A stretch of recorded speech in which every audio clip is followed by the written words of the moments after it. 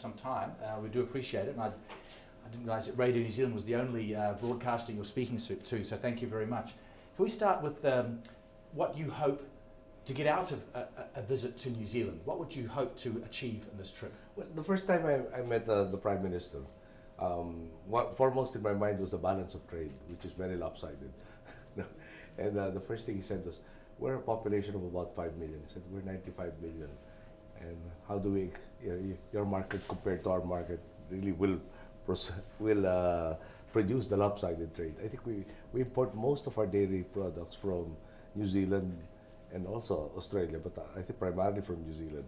So we want to explore that possibility. We have a very significant business delegation looking at various opportunities, and also investing in salmon farms amongst others. So what more would you like to send New Zealand's way? Automotive parts, integrated circuits, there's a whole list. And did the Prime Minister hold out much hope? That was at the first meeting. I think I'm a little bit better prepared this time around. And also, we find ourselves in an increasingly interconnected world.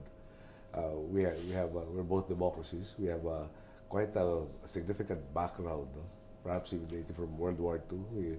We've had and we presently have the same challenges confronting us. Name it: global climate change, human trafficking, drug trafficking, the terrorist threat, the global economy, and we seek greater cooperation to countries with shared values, shared backgrounds, and hopefully we can arrive at a more unified action in combating all of these. I think there are a couple of items I've seen of particular on the agenda, perhaps working holidays. What's the latest on that? We're supposed to sign an agreement to afford better people-to-people interaction, wherein I think citizens from both countries can go to each other's countries and work for something like a period of 3 months for a maximum of a year to again foster greater interaction between our peoples. This will also hopefully enhance our tourism campaign. We're targeting about when I started out, we had 3 million tourists visiting us every year. We're up to about 4.6 million this year. We're targeting 10 million by the end of our term, which will be in 2016. Another issue was a direct flight between the two countries. That's true. Is that far away? Well, both of our major airlines are expanding their fleets, and the focus. Well, our people will be focused on New Zealand and get to know New Zealand because of this trip, and they will further note the significant community that we already have present. Hopefully, that will encourage these two major airlines of ours to get to that direct flight. Now, you mentioned trade, and of course, New Zealand sends a lot of dairy products to your country. It's been interesting to note, despite all the progress you've been making on your anti-corruption drive, and I'll come to that shortly, but I note that a group of trade unions and church groups in New Zealand has said, we're sending you all the dairy products, but still there's too many human rights abuses in the Philippines. What do you say to groups like that still expressing concern?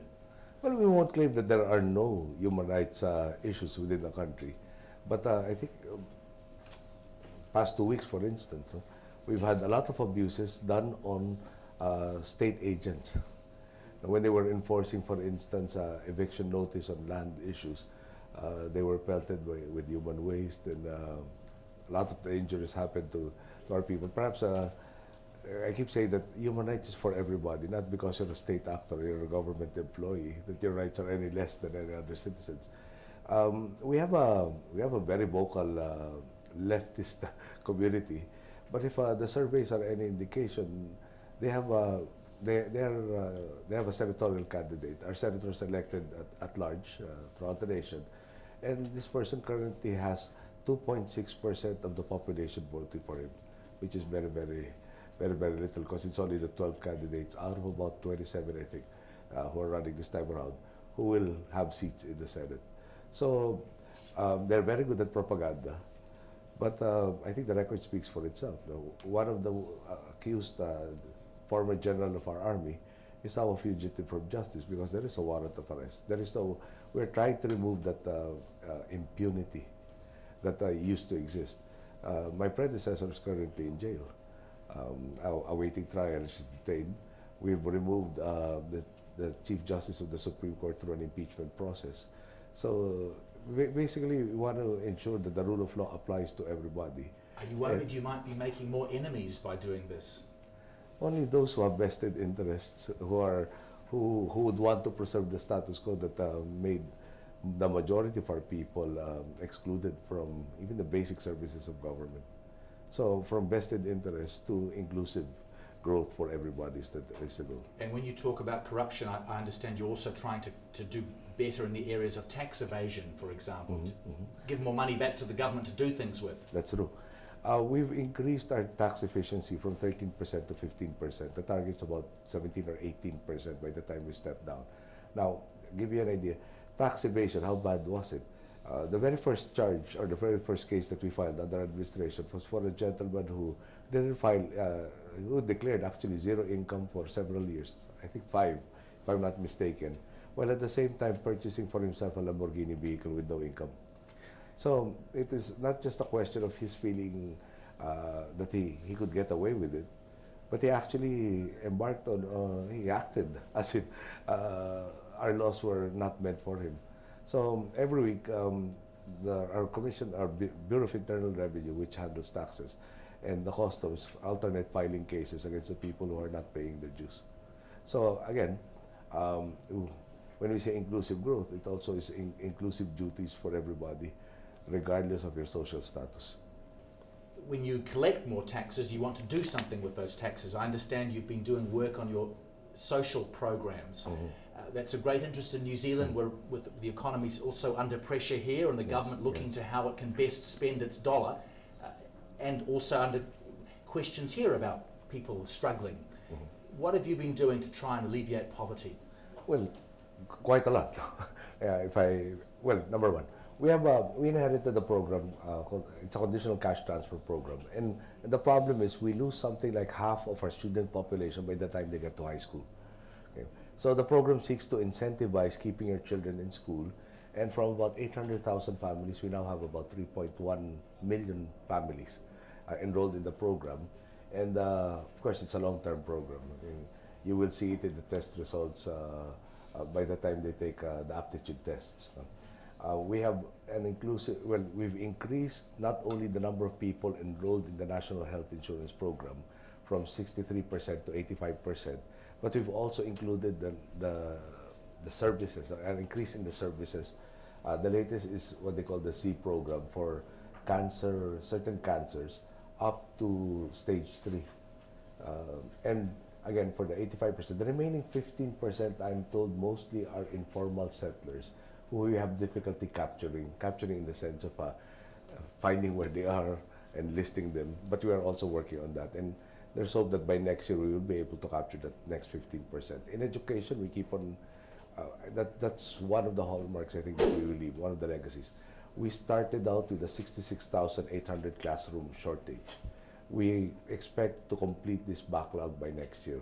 When we started out, we could only support about 8,200 classrooms a year on the budget. But through various schemes, means, and even PPP programs, we will be able to finish this by about December of 2013. And just on this cash program you talk, is this like a payment made to families? Yes. They get the money, but they have to send their children to school and to have medical checkups. Is that how it works? Primary condition is keep your children in school. The mothers who are pregnant should have regular checkups to address the maternal mortality and infant mortality issues. And then also various health checks of the children. Because, they don't have the means to keep them in school. They don't have the means to adequately feed them. And what happens is either through, not out of desire, but through the lack of means to send them to school, or also physical condition. They have to drop out. And if you drop out with a very literate level, then you condemn them to really very menial jobs. And that's the whole thrust of our administration, inclusive growth. All of the opportunities that are cropping up, we want to maximize for everybody. We can't guarantee results for everybody. That will be dependent on the person. But we want to maximize opportunities for everybody and give everybody that opportunity. There's a lot of debate here right now about how much should schools feed the students while they're at school. Does that happen much in the Philippines? Well, we have supplemental feeding programs, but primarily it's still the family that runs it. But that's why the health checkups are there, to check exactly where there is a malnutrition. Can I ask you about another big development in recent weeks, which was this framework agreement with the Moro Islamist Front? That sounded from this distance like a major step. How important is that? Well, Mindanao has always been called the land of promise for the Philippines. And there's this very significant portion that from, I would assume, the late 60s to the present time has been in a state of, well, not constant turmoil, but if not actual conflict. Conflict dormant that would suddenly rear its head up. You have bus bombings, you have armed groups raiding villages, and so on and so forth. That has been that has been the vicious cycle. No peace, violence emanating, kidnapping, and so on and so forth. It's a disincentive to anybody trying to set up any business. Opportunities, therefore, do not happen for the populace. Now, initially, the Moro Islamic Liberation Front wanted a sub-state, and through about 13 negotiating steps. So this is the previous administration had been working on them for close to 10 years. And we did it in roughly about 14 months. This framework agreement basically says all of the parameters as to what we are committed to trying to achieve, which is a more effective structure for their governance. They are supposed to have an autonomy. The previous system was very prone to abuse because there was one chief executive who was responsible only solely to the president. So what transpired there is, again, that vicious cycle: violence, no economic opportunities, warlordism, command votes, and in a closely fought election, their votes really mattered. So people who never gave their mandate, who felt more and more disenfranchised, who opted to go up to the hills. So the Moro Islamic Liberation Front is supposed to have 11,000 fighters. And the commitment is that we are on the steps towards their gaining better autonomy and transforming their fighters into productive citizens of society. On the website of the New Zealand Ministry of Foreign Affairs and Trade, it still lists Mindanao as an area of extreme risk for New Zealand travellers. How long might it be before people from this part of the world could travel there safely? Well, I think there are very few places that are very specific, but we understand their sensitivities.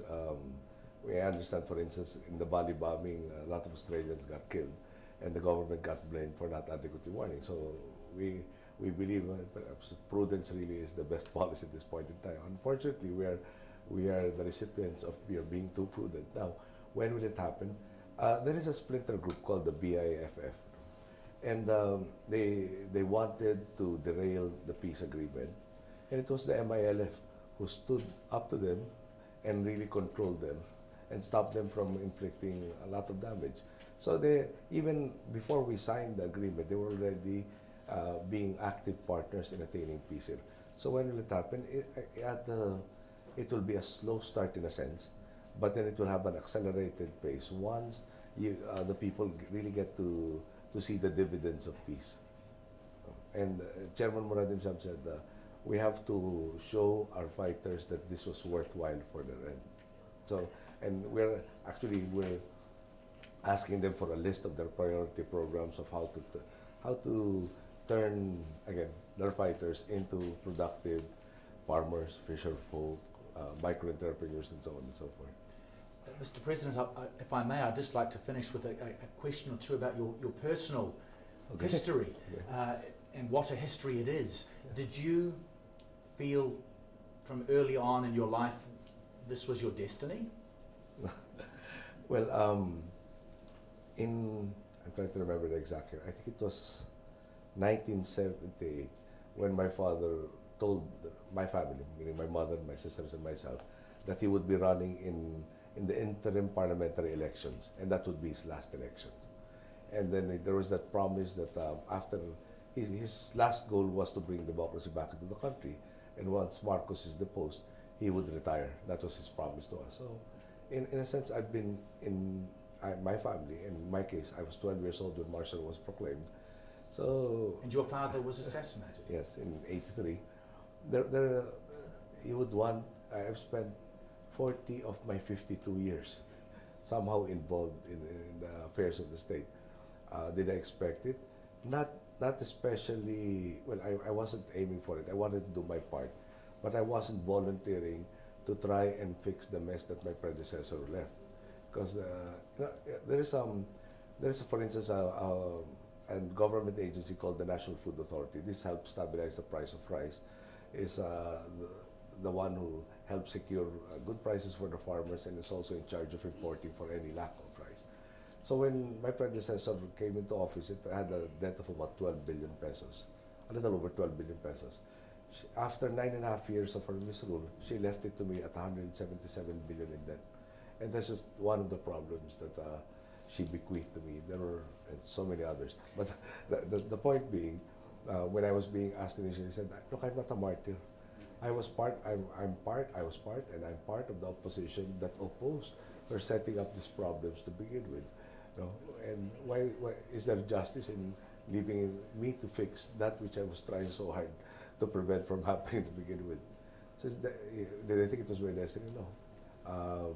In fact, I wasn't even sure of running for re-election this year, because my term as senator would have ended this year. But when you saw all those tens of thousands of people who turned out to acknowledge the passing of your mother, I wonder if that made you think there is a great deal of goodwill here which perhaps can be made some use of in the country. I think what encapsulated it even better were various non-governmental organizations, civil society organizations who came over to our house and stated things in a very practical and pragmatic manner. And said, we want you to run. We don't expect you to solve everything, not during your whole term, but we want the start of the solution to all of these problems, and we think you're the guy who will bring us to that solution. So that to be realizable objectives was more convincing in a sense. And the flip side of it is like my mother, and perhaps my father also before that. But my mother said it, I think, best to my mind when she said, if she could have done something and she chose not to, she would not have been able to live with herself. Now, I felt that we were at a crossroads. In all probability, we will get a replacement who was, for all purposes, exactly the same, and stripping the national budget of even more when it had less. If somebody would just perpetuate what had happened, and we were already in dire straits, and if it became worse, and I said, I could have probably done something about it, or I could have tried doing something about it, and I chose not to. That was the time that after about 40 days after my mother's passing that I had to say yes. You tell me about, I've read about a letter your father wrote to you when you were quite young, 13 years old. I think he was telling you that the Philippines, there was no greater nation than the Philippines, and no greater people. Yes. And he asked you to do something, didn't he?